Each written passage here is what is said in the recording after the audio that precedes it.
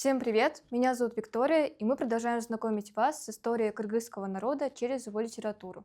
В этот раз мы переходим от XIX века к XX, и речь сегодня пойдет о лучшей автобиографии советского времени, произведении «Долгий путь» Мукая Илибаева, посвященному тяжелому времени в истории кыргызского народа, восстанию 1916 года. Если конец XIX века ознаменовался Андижанским восстанием, в котором часть южных кыргызов наряду с узбеками и другими народами Ферганской долины принимали активное участие, то 1916 год стал пиком социальной напряженности и решимости всего кыргызского народа бороться за свои права и свободу. Этот год вошел в историю как антицарское восстание и важная веха в народно-освободительном движении. Всему причиной стал печально известный указ царя Николая II от 25 июня 1916 года о рекрутировании местного населения к тыловым работам в местах, где шла Первая мировая война. Планы русского правительства относительно мобилизации узбеков, таджиков, туркмен, кыргызов и казахов для прифронтовой работы были крайне необдуманными. Не было нормальной разъяснительной работы перед началом призыва. Весть о массовом наборе людей для фронта воспринималась как гром средь бела дня, чуть ли не как насильственный угон насмерть. Люди совершенно не понимали, что это за война и ради чего они должны покинуть родные места и даже гибнуть. Слишком низкий уровень интеграции туземцев в российское общество, их сплошная неграмотность и, как сказали бы сегодня, информационный вакуум породили в Кыргызстане в полном смысле слова социально-политический взрыв. Сейчас сложно однозначно оценить, чего было больше в той бурной реакции людей на решение Белого царя: недопонимание ситуации, элементарного страха оказаться на чужбине или политического протеста. Но факт состоит в том, что население не захотело подчиниться решению правительства. Все были в шоке. Крайнее возбуждение народа в Семиречье вылилось в открытое противостояние с властями, в массовый протест людей. Вскоре царские власти вынуждены были сворачивать планы по мобилизации в Узбекистане и Туркменистане, так как время было летнее, приближалась уборка хлопчатника, важнейшего сырья Средней Азии. Однако волнения людей приняли угрожающий характер в Семиречье, южной области Казахстана и Кыргызстана. Вытесненное со своих плодородных земель и ставшее второсортным в результате ползучей колонизации, местное население решилось противостоять планам царизма. Восстание, получившее у кыргызов название Үркүн, стало кульминацией протестного настроения и антицарских чувств местного населения. Его последствия оказались катастрофическими для кыргызского народа, имея в виду огромное количество жертв, массовое бегство в Китай, трудная перезимовка там, болезни и эпидемии, трудное возвращение на родную землю через год. Үркүн как народная трагедия, как веха на пути к свободе и национальной независимости, глубоко вошел в сознание, а именно историко-культурное.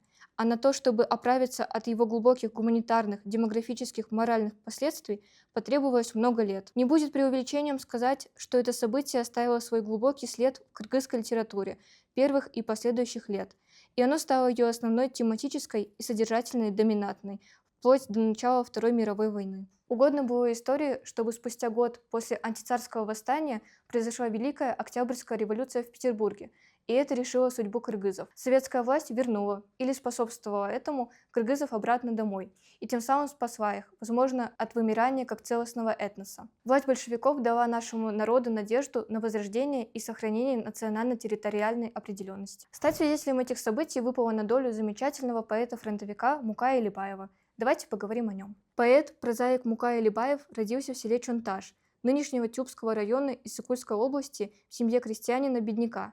С 9 лет, оставшись сиротой, Батрач Тубаев. В 1916 году вместе с беженцами попал в Китай и возвратился оттуда в 1919 году. Весной 1920 года некоторое время обучался грамоте в ликбезе в селе Джилу-Булак.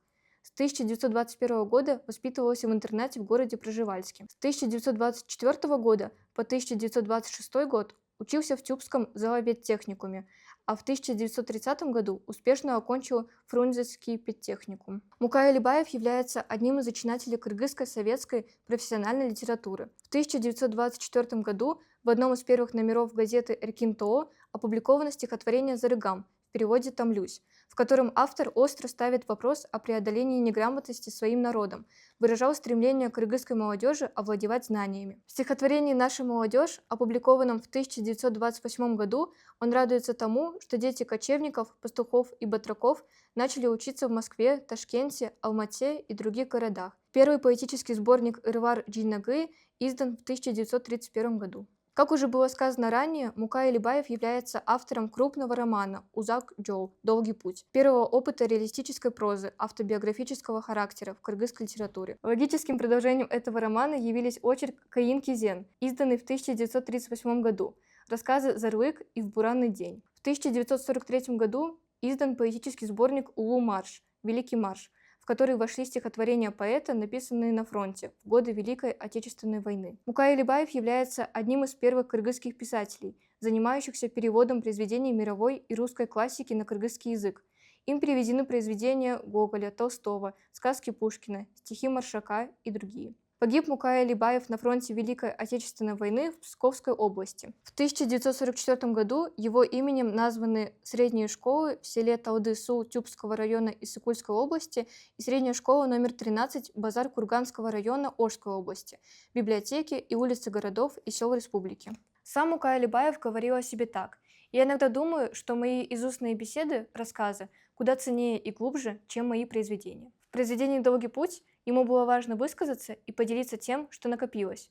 Видно, что автору гораздо важнее было изложить цепь событий и объем фактов и переживаний, более или менее организованно и в содержательном плане стройно. А речь шла о трагических событиях 1916 года, которые Мукай Алибаев видел сам, ибо сам был беженцем, затем возвращенцем, был даже попрошайкой, чтобы выжить. И об этом он должен был рассказать как свидетель и очевидец, что он и сделал талантливо, без прикрас, как он мог и сколько мог. Вышел, если говорить о жанровой стороне написанного, что-то между повестью и романом. Получилось удивительно правдивое произведение, захватывающее своей искренностью и суровым реализмом. Это одновременно талантливая написанная автобиография, непридуманное повествование, по сей день сохранившее свою художественную и историческую значимость. «Долгий путь» настолько реалистичен, даже натурален, порой близок к документированному повествованию, хотя успех произведения решил именно повествователь, который не просто перечисляет или вспоминает, как случилась национальная катастрофа и какие страшные испытания пришлось пережить простому народу. Мукай Алибаев, как рассказчик и повествователь, есть художник,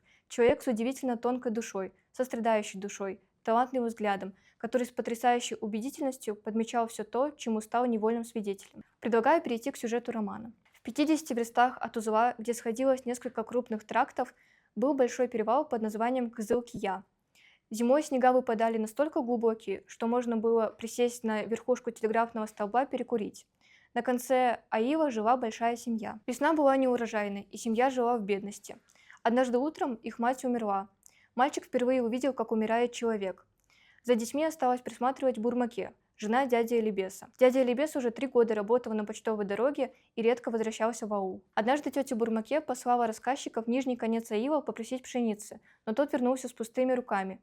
Не прошло и 10 дней, как вся семья заболела тифом. За детьми и большой семьей осталось присматривать лишь одна Бурмаке. Спустя какое-то время мальчик выздоровел, за ним поднялся и Беку. Волосы у мальчика выпали, и они едва могли устоять на ногах. Спустя месяц мальчика забрала к себе бабушка из Кен-Суу. Дед по матери был крупным баям, имел 6 сыновей. В доме к мальчику относились без особой заботы. Бабушка заставляла пасти ягнят. За малейшей провинностью шли упреки и оскорбления. Особенно часто бабушка называла его несчастным. Как мальчик понял, это слово предназначалось для бедных. Однажды рассказчика пригласили в дом бая, чтобы дать садака, милостыню по случаю болезни хозяина. За лето, проведенное у деда, мальчик получил лишь 7 копеек, лепешку и старую безрукавку от бабушки. Спустя 3 месяца дядя Алибес забрал его. Вернувшись в Кызыл-Кия, мальчик застал смерть своего отца. Однажды в Кызыл-Кия приехал Урмамбет. Урмамбет в 14 лет сбежал из дома и с тех пор скитался, перебиваясь случайными заработками. Бурмаке долго уговаривал его остаться, но в тот же вечер он уехал с татарами, отдав за дорогу последние деньги. Мальчик долго думал о судьбе Урмамбета. Дядя Алибес отдал рассказчика работать к русскому хозяину. С тех пор мальчик трудился и через 2 месяца сбежал. В 1916 году вышел указ о наборе солдат из каждой волости. Урмамбет решил отправиться на фронт. Перед отъездом он отобрал коня у волостного управителя и решил навестить родных. Его появление произвело большое впечатление в доме. Он был одет как настоящий солдат. Серая шинель, суконная рубашка и желтые сапоги. Урмамбет стегнул коня плеткой и, завернув за холм, скрылся на всю жизнь. Кызыл-Кия – узел 9 дорог. Нередко сюда любили приезжать писари, чины и баи. Здесь они ели и отдыхали. Нередко они устраивали бесчинства, грабили прохожих, брали взятки, днями и ночами пьянствовали и играли, отнимали деньги и скот. Дорожники из аила прятали своих лошадей в лесу и надевали на них железные путы. Летом рассказчик с братом Бекулом попали в работники к родственнику в Сары-Толгой, где занимались подрезкой опийного мака. Работа была тяжелой, от дурманящего запаха кружилась голова. Пытаясь дотянуться до высоких головок мака, стебли ломались, и хозяева ругали их. Постепенно мальчики научились делать надрезы правильно. Летом 1916 года вышел указ о наборе кыргызов на тыловые работы. Люди были недовольны и подняли восстание. Манапы и Баи колебались, кого поддержать, но под давлением народа поддержали восстание. Когда пришли карательные отряды, люди массово начали бежать в Китай. Семья рассказчика тоже двинулась в путь. Они шли пешком. Но на китайской границе беженцы оказались между двух огней. Сзади наступали царские войска. Впереди китайские пограничники открыли огонь. Бежать было некуда, пришлось идти вперед. Многие люди погибали. Наступила тяжелая зима в изгнании. Весь скот пропал. Часть потеряли на границе, часть погибла на высоких снежных перевалах. Люди голодали, за чашку зерна отдавали детей. Вскоре вспыхнул тиф и начал косить людей без разбора.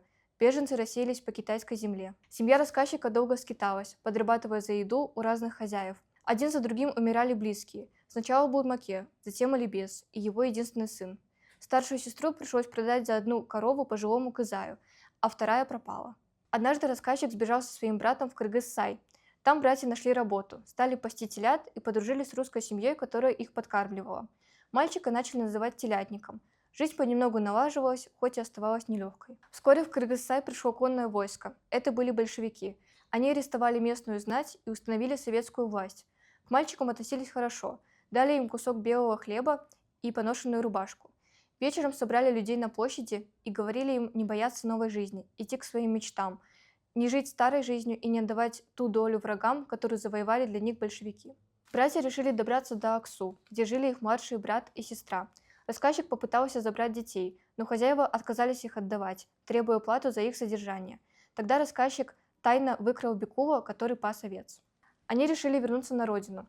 Им повезло встретить русского купца, который гнал овец в каракол и согласился взять их с собой. По дороге мальчики познакомились с казахским юношей, который подбадривал их своими песнями.